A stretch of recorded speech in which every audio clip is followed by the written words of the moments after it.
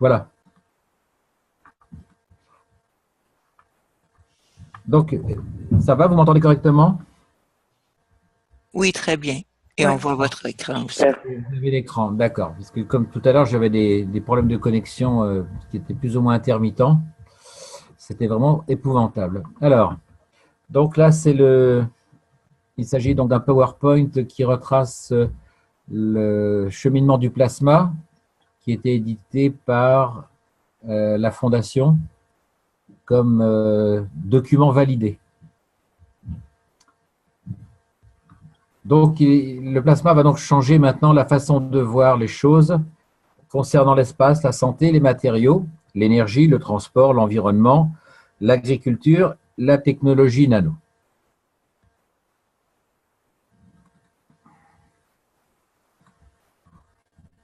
Maintenant, il s'agit de comprendre la science du plasma. Et donc, on va démarrer avec une série d'ateliers. Pour aujourd'hui, on aura la première partie avec le plasma et la science, le nano et les gants. La technologie est donnée par la Fondation Kesch concernant la compréhension de la science du plasma. Première partie, la science du plasma. Au cours de ce dernier siècle, il a été concerné par l'état de la matière. Alors nous avons développé la connaissance nucléaire et atomique et maintenant, nous avons franchi une étape pour aller plus avant dans les champs qui donnent les électrons, les protons et toutes les autres choses que nous voyons autour de nous. Nous nous sommes battus avec la matière durant des milliers d'années et nous n'avons pas pu la manipuler davantage. Le maximum de ce qui est permis de faire a donc été atteint. Le maximum que nous avons obtenu était la tangibilité de pouvoir voir quelque chose et de s'accrocher à ce quelque chose. En chimie, nous mélangeons des choses ensemble et nous sommes allés aussi loin que nous pouvions le faire. Lorsque nous avons apporté l'atome, il y a environ une centaine d'années, ce fut quelque chose de nouveau que nous l'avons accepté comme tel. Puis nous sommes entrés dans l'ère nucléaire. Et en raison de la bombe atomique d'Hiroshima, les gens l'ont accepté par rapport à la peur et sans connaissance, sans compréhension à cette époque. Maintenant, nous entrons dans l'ère du plasma. C'est paisible et il montre sa puissance sans se servir de la peur. La science du plasma, c'est la compréhension au sujet de la connaissance et de l'énergie de l'univers. L'état de la matière est ce que nous avons connu et compris avec la science actuelle. Nous allons montrer comment utiliser les plaques nano enrobées pour faire du gants. Vous allez donc apprendre comment utiliser les plaques de métal nano enrobées pour faire vos propres gants. L'état de matière ici avec les bobines avec en cuivre brut. Ici, les mêmes plaques ou les mêmes bobines noircies qui montrent qu'on est dans un état nano. Et grâce à ce matériau nano, on va pouvoir fabriquer les gants ici.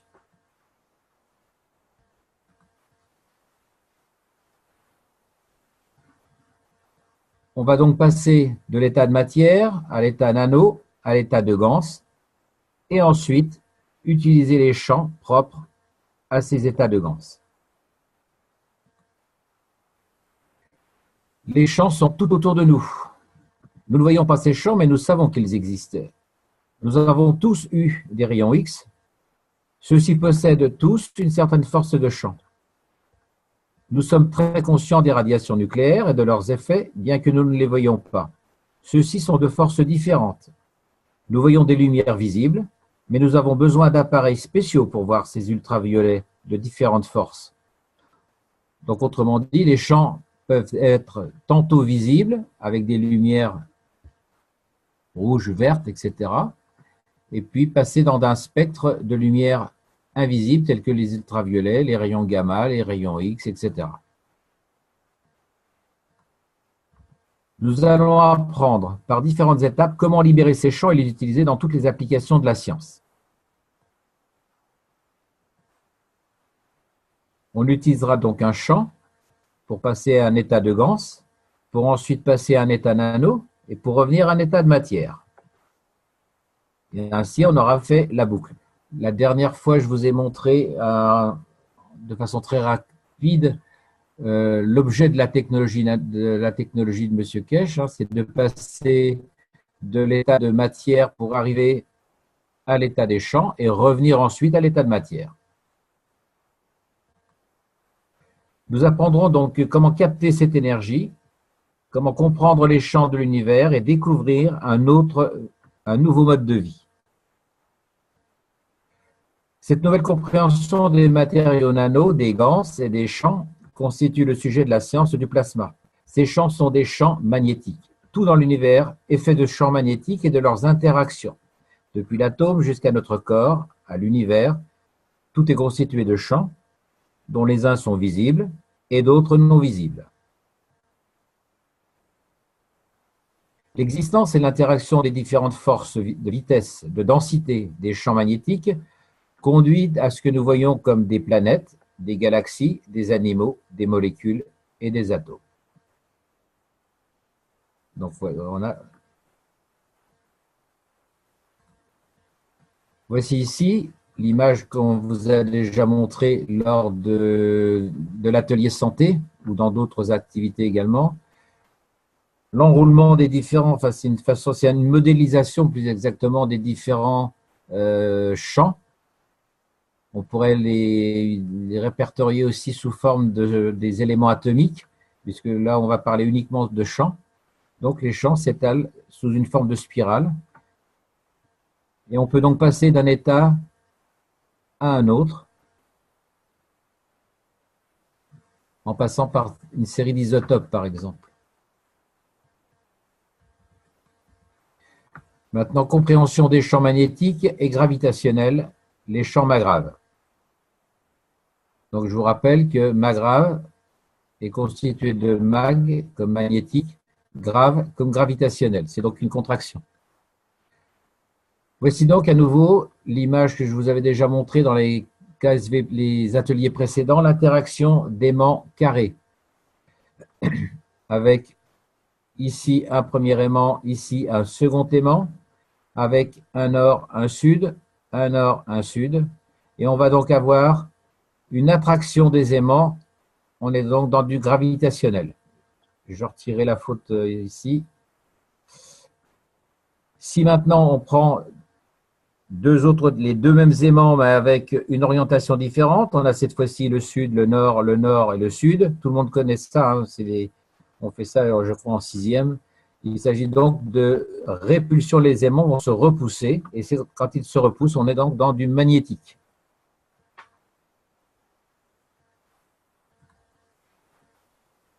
Donc ici, on vous montre ici deux aimants dans un plan plat. Et donc là, les deux aimants vont se repousser ou s'attirer selon la face qu'on va utiliser. Quelle force fait bouger ces aimants ronds? Pourquoi semble-t-il garder une certaine distance entre eux? Pourquoi bougent-ils si on n'en bouge qu'un seul? Quelle est cette connexion que tous possèdent? Que se passerait-il si ces aimants étaient sphériques? Eh bien, distance et espace entre les aimants. Les aimants vont donc osciller entre tantôt s'attirer, tantôt se repousser jusqu'à ce qu'ils trouvent un parfait équilibre.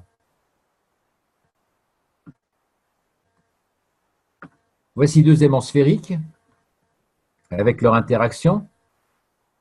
On voit donc que la flèche bleue descend pour rejoindre l'autre aimant et on va avoir ensuite une boucle sous forme de 8. Le deuxième aimant génère son propre champ, descend vers la face inférieure. Donc les deux champs agissent ensemble. Ils donnent en même temps qu'ils reçoivent. Je vous rappelle qu'ici, on est dans une forme sphérique sous une forme toroïdale. Donc les flèches bleues et les flèches rouges, il y en a une infinité.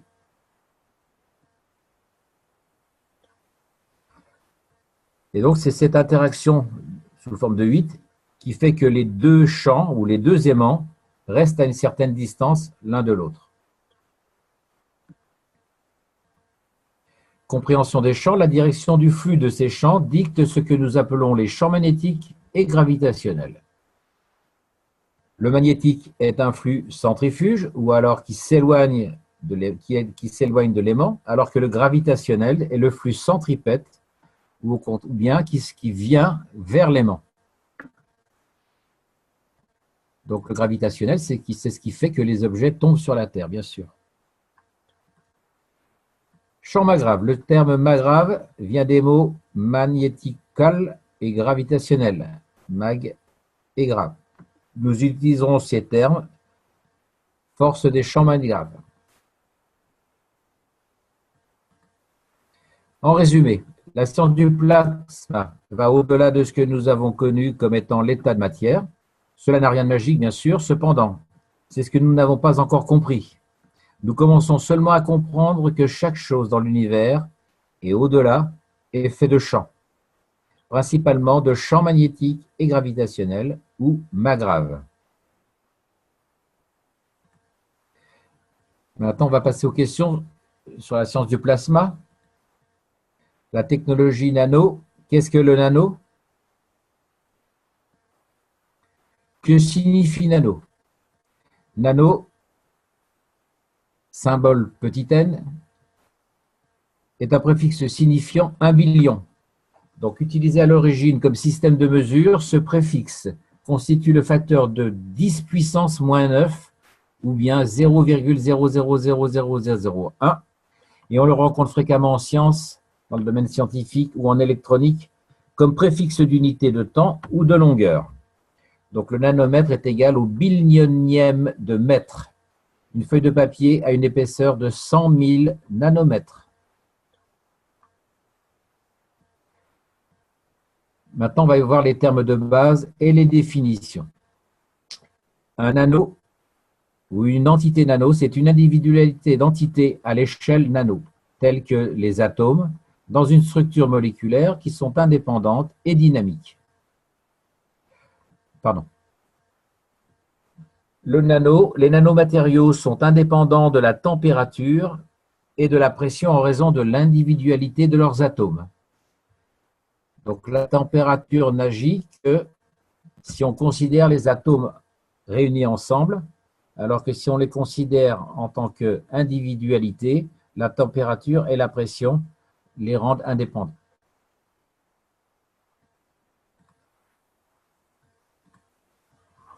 L'existence et l'interaction dynamique et des différentes vitesses, forces et densités de champs magnétiques conduit à ce que nous voyons comme étant… Ah pardon, on l'a déjà vu ça.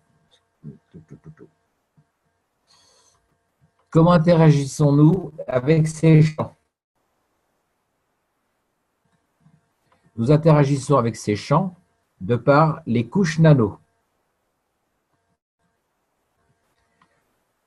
Voici une illustration. Donc toujours ici à gauche, le cuivre à l'état brut et ici le cuivre à l'état nano, caractéristique quand il devient noir. Nous appelons matière tout ce qui est tangible. Ce peut être une plante, du plastique ou un morceau de métal. Elles sont toutes constituées d'une structure faite de minuscules billes empaquetées ensemble. Nous l'appelons matière, mais en fait, elle pourrait se nommer plasma. Nous avons ces minuscules billes collées les unes contre les autres. Elles sont comme des aimants. Quand vous les placez les unes à côté des autres, elles trouvent donc leur distance respective les unes par rapport aux autres. Donc, on a vu ça déjà dans les ateliers précédents, dans un PowerPoint spécifique à l'état nano. Maintenant, quand on passe de la matière vers l'état nano, si vous appliquez de la chaleur ou un courant à ces particules nano, elles vont se séparer et elles apparaîtront comme ceci. C'est-à-dire elles vont se dissocier les unes des autres, séparées par des espaces, et chaque espace est un espace d'énergie. Le fil de cuivre va donc devenir noir. Il y a au moins 30 000 couches de ces petites billes empilées les unes par rapport aux autres. Donc on peut considérer que c'est quasiment, comment dire, comme un cube en surface. C'est un volume en surface. Et simplement, ce n'est pas simplement une couche, c'est vraiment un volume. Pourquoi utilisons-nous des couches nano? Les couches nano sont l'interface, la connexion avec tous les champs autour de nous. Les nanocouches nous permettent d'interagir avec les champs parce que nous avons libéré les liens entre les atomes. Cela permet à plus de champs de passer entre les espaces. Nous pouvons aussi décrire les nanocouches comme des filtres parce que les différentes couches de nanocouches ne laissent passer que certains champs. Donc tout ça, je vous rappelle, on l'avait déjà vu dans les cours précédents. Voici les champs nouveaux. Donc ici, dans la matière, je vous rappelle que les particules sont collées les unes aux autres. Et quand on arrive dans l'état nano, eh bien, elles commencent à se séparer et elles laissent passer entre chacune de ces particules les différents champs. Maintenant, nous comprenons pourquoi le stylo marche si bien. Parce que les couches nano... Allô? Oui. Il y a un micro qui reste ouvert, a priori. Les nanocouches de fil de cuivre permettent aux champs de votre corps et de l'environnement de fluer par le stylo. Dans le prochain atelier, nous montrerons comment créer vos propres nanocouches sur le cuivre. Donc, à nouveau, je vous rappelle ici, un cuivre vierge ou brut et un cuivre nano-enrobé avec sa couleur noire caractéristique. En résumé, la création de nanocouches permet l'interaction avec les champs qui nous environnent. Les nanocouches agissent comme des filtres, ne permettant qu'à certains champs de fluer à travers. Maintenant, les questions sur le nano. Compréhension, partie 1. Qu'est-ce qu'un GANS? Définition d'un GANS. Un GANS, c'est un nouvel état de la matière, une molécule de gaz qui devient nano d'elle-même et apparaît comme matière solide. Gaz étant nanosolide et s'appelle en raccourci GANS. Gaz étant à l'état nano solide, donc un GANS. On passe donc de l'état de matière à l'état nano pour fabriquer un GANS. Donc pour fabriquer un GANS, il va falloir faire soit des bobines nano, soit des plaques nano. Donc voilà à nouveau un bac de fabrication de GANS. Donc si vous soumettez un cuivre à l'état nano à un courant et un cuivre vierge à une autre condition comme un environnement d'eau salée, vous créez donc une condition pour la création d'un GANS. Les particules deviennent libres et ne sont plus collées les unes aux autres au cuivre. Toutefois, je vous rappelle que, bien qu'elles soient séparées et dissociées, elles restent quand même aux environs du cuivre. Elles ne vont pas se balader à l'intérieur du bac. L'état de GANS. Les particules ne sont plus attachées au cuivre, elles deviennent le matériau, oxyde de cuivre. Donc là, effectivement, au moment où on atteint l'état de GANS, les particules vont se retrouver ici sous forme d'oxyde de cuivre, le CuO. Chacune de ces microbilles est comme un mini-soleil. Elle irradie de l'énergie constamment vers l'extérieur. Donc ici, il faut imaginer cette espèce de poudre nuageuse est constituée de milliards de petits atomes dissociés qui agissent comme des mini-soleils. Voici un GANS seul. Donc le plasma est constitué de millions et de millions de champs assemblés et qui tournent continuellement avec une interaction dynamique. Donc le GANS est constitué de ça des milliers de fois. Dans le prochain atelier, nous montrerons comment faire les GANS suivants. Le GANS de CO2, le GANS de cuivre, le GANS de zinc, le GANS de CH3, les acides aminés ou on les appelle AA, le ganse de nourriture, le ganse de calcium, des ganses de médicaments et le ganse d'eau de mer. Chaque ganse est comme donc un mini-soleil. Parce qu'il est libre, il peut émettre un champ plus fort que dans un état matière. Les champs donnent et reçoivent constamment. Rappelez-vous tout à l'heure l'image avec les flèches bleues et rouges sous forme de 8. Maintenant, question sur les ganses. La science du plasma est une extension de ce que nous connaissons, le regard approfondi de l'essence de toute chose qui est les champs magnétiques. L'interaction de ces champs magnétiques créant ce que nous appelons les champs magraves, champs magnétiques et champs gravitationnels. La création de couches nano permet d'accroître l'interaction de ces champs. Comment utilisons-nous les couches nano des plaques pour produire du ganse? Les ganses sont libres, comme des mini-soleils, ils donnent et reçoivent constamment. Donc ceci constituait donc le résumé de ce qu'on vient de voir de la partie 1. Maintenant, passons à la compréhension du plasma. Donc là, on est sur la partie 2 des ateliers nature, santé et âme.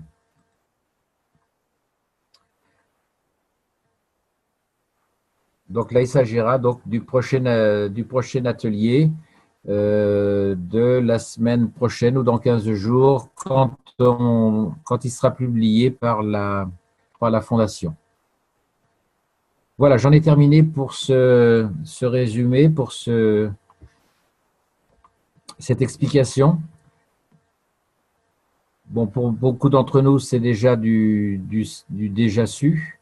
Pour ceux qui arrivent ou qui n'ont pas encore toute la vision complète, c'était une bonne révision. Voilà. Pour moi, c'était très bien, Claude. Hein. Pardon? Pour moi, Claude, c'était très bien. Bon, ben merci, c'est bien. Parce que c'est vrai, je nage un peu, mais là, vraiment, ça serait pour… Est-ce que, comme je me débrouille pas très bien avec l'ordinateur, je peux trouver ça que sur l'ordinateur? Oui, oui. Hein? Ben, ça se voulait… Oui. Je me ferai aider par un ami là qui… Ben, ça se voulait simple, précis et surtout, bon, ça constitue les documents officiels de la Fondation. Donc, il va y en avoir de façon régulière parce qu'il y a beaucoup, souvent, d'incompréhension ou des fois, il y a des gens qui y mettent un petit peu leur salade. Donc, on va essayer de restructurer un enseignement précis et puis surtout qui constitue une bibliothèque. Voilà. Voilà, c'est ça. Voilà. Donc, moi, je suis simplement le traducteur de… Voilà.